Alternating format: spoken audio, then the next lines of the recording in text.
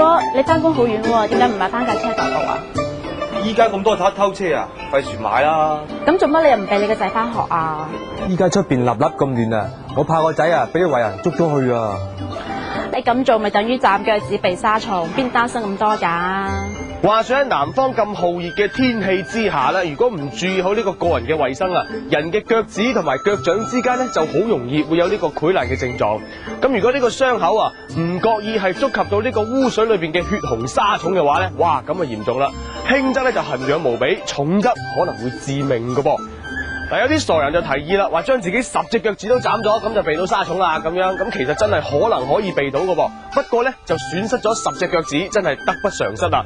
嗱，呢句話咧就愛嚟形容啊一啲人咧係不分輕重啦、愚蠢嘅行為。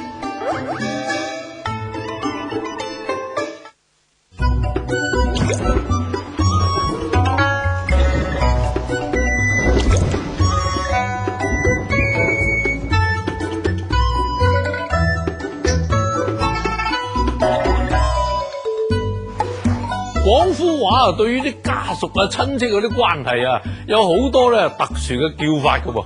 咁前日就講過新抱啊，今日咧再講一個更加特別嘅，就係和差比。咁和差比係乜嘢咧？咁啊，首先就要介紹一個和差先啊。咁和差咧係一種歷史悠久嘅農具，由一個鐵質嘅或者係木質嘅叉，同埋竹製嘅或者係木製嘅手柄咁組成。咁禾叉啦，係用嚟翻轉啲禾草嘅。咁喺古時候啊，冇機器嘅喎。咁收割翻嚟啲禾咧，要擺喺個地面，用牛咧拉住一個石咕碌咁嚟嚟摘啲穀，等啲穀甩落嚟啊嘛。咁喺呢個咁嘅過程咧，係要用禾叉不歇咁樣翻轉啲禾嘅。咁由禾叉嘅外形嚟睇咧，係一支主棍，就分成兩支。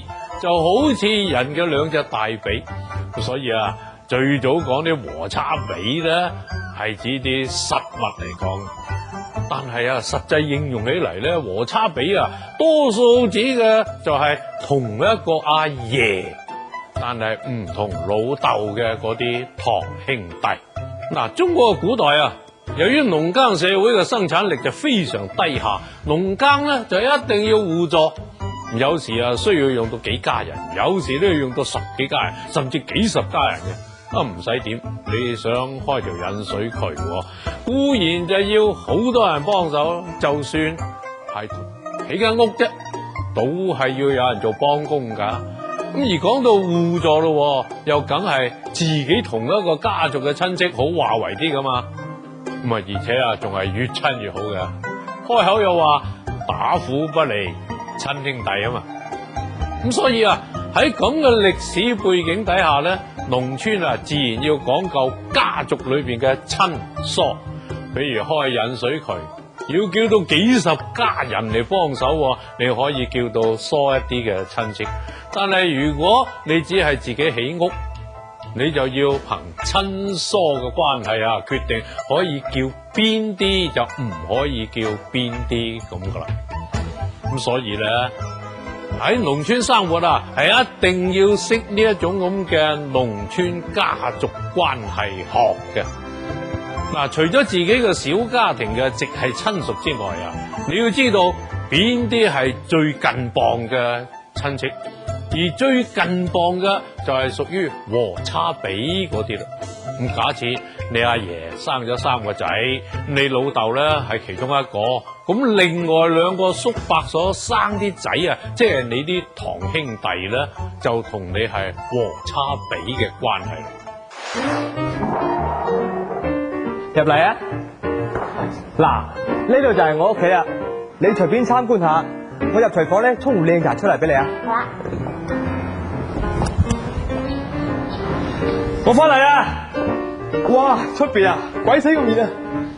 哇，阿明，你明明入咗廚房噶，點解你而家喺屋外面入嚟仲換埋衫添？你識變化術噶？喂，你唔好誤會啊！我係一名和差比嘅堂大佬，我哋叫埋同一個阿爺噶，所以個樣咪生得似啲咯。哦，原來係咁，搞到我仲以為係咁靈添。咁有啲地方咧，仲講究屬於邊個房嘅。咁房又係乜嘢嗱？啊，點計嘅嗱？咁原來啊，咁舊時喺家族裏邊啊，好興用個太公嚟到計算關係嘅。比如以曾祖父為太公，咁假設你嘅曾祖父有5個仔，你阿爺係其中一個啫，咁咧就可以話太公底下咧有5房人，你阿爺咧屬於其中嘅1個房，另外4房咧就係伯公或者係叔公啦。咁喺舊時啊，親戚唔講究啊唔得。咁而家咧，即使喺農村啊，都冇咁講究噶啦。啊，生活嘅流動性啊加強咗之後咧，咁有啲同一個太公嘅，甚至同一個房嘅堂兄弟啊，都可能咧你唔識我，我唔識你嘅添。下邊越級挑戰嘅題目就係啊，以下邊一個詞係外來詞呢？ A 功夫， B 豆腐， C 沙律， D 點心。喺聽晚6點前發送838加答案編號到106620，答中嘅朋友呢就有機會獲得價值300蚊嘅豐富獎品啦。通過以下網址或者係短信方式向余老師提出問題，都有機會攞到獎品嘅噃。